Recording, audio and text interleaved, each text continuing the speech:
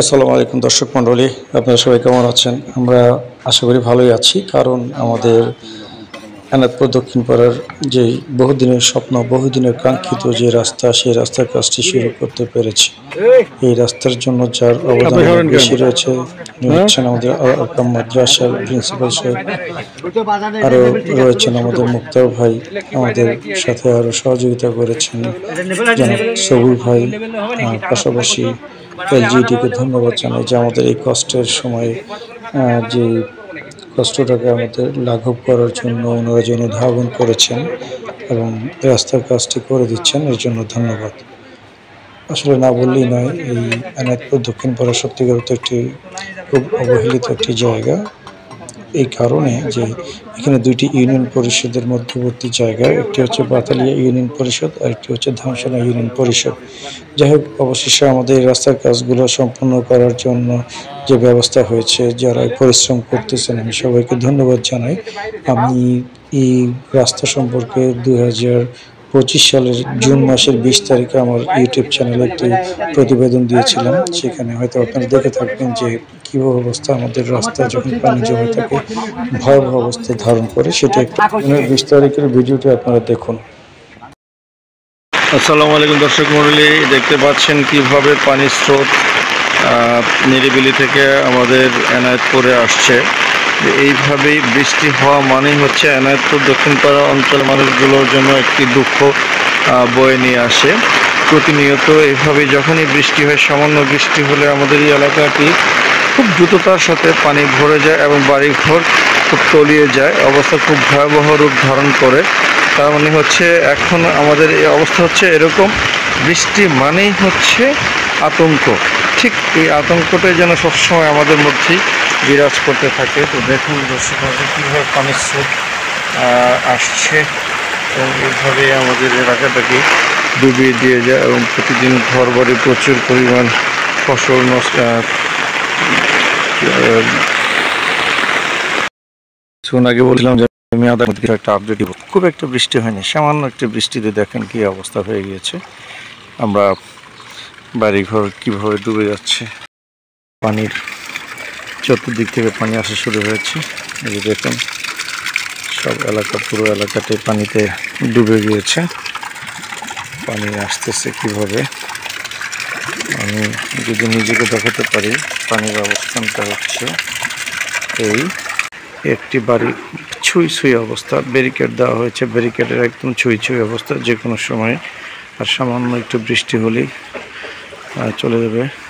না, আসলে বাড়ির ভিতরে পানি ঢুকে গেছে, এটা দেখতে পাচ্ছেন। চেষ্টা করব বাড়ির ভিতর দেখাই আমরা, একদম বাড়ির ভিতরে, সব বাড়ির ভিতরে পানি।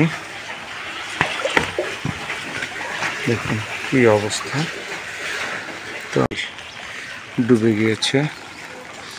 ঠিক অবস্থাটা এরকম। আমাদের এই এলাকাটি দ্রুত রাস্তার উন্নয়ন করতে হবে এবং ড্রেনেজ ব্যবস্থার তড়িৎ ব্যবস্থা গ্রহণ না করলে আমরা খুবই কষ্টের মধ্যে দিন যাপন করছি। আমাদের সবচেয়ে বড় সমস্যা হলো আমাদের আসবাবপত্রগুলো একদম ধ্বংস হয়ে যাচ্ছে।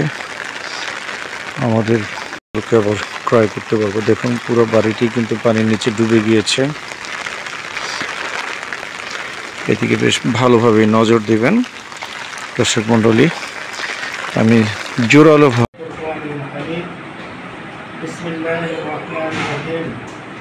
كنتم خير أمة أخرجت للناس تأمرون بالمعروف وتنهون عن المنكر وقال رسول الله صلى الله عليه وسلم استكثر من الناس من دعاء الخير فإن العبد لا يبدي على لسان من يستجاب له ويرحم أو كما قال عليه الصلاة والسلام. আমরা সবাই একটু মহব্বতের সাথে দুরূদ শরীফ পড়ি। আল্লাহুম্মা সাল্লি আলা মুহাম্মাদ ওয়া আলা আলি মুহাম্মাদ كما صليت على إبراهيم وعلى آل إبراهيم إنك حميد مجيد.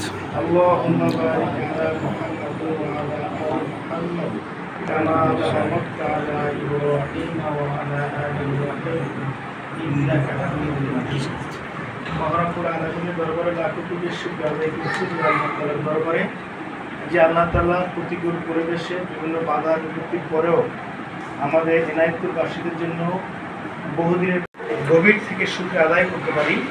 এজন্য তাহলে আল্লাহ তাআলা আমাদের এই কাজটা যখন ত্রুটি বিচ্যুতি আছে সমস্ত ত্রুটি বিচ্যুতিকে উপেক্ষা করে আল্লাহ তাআলা যা কামনা করছি তার চাইতে সুন্দর করে আল্লাহ তাআলা আমাদেরকে কাজটা করার তৌফিক দান করুন। আল্লাহুম্মা আমিন।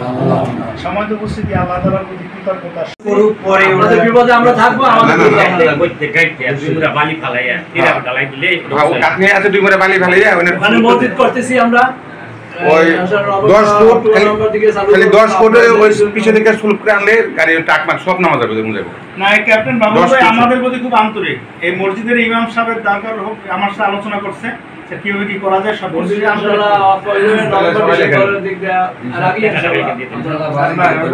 এই মহল্লারই দরকার এই এলাকার নামাজ পড়তে পারে এই এলাকার বাকিগুলো আমরাও যাব নাম দি এটা।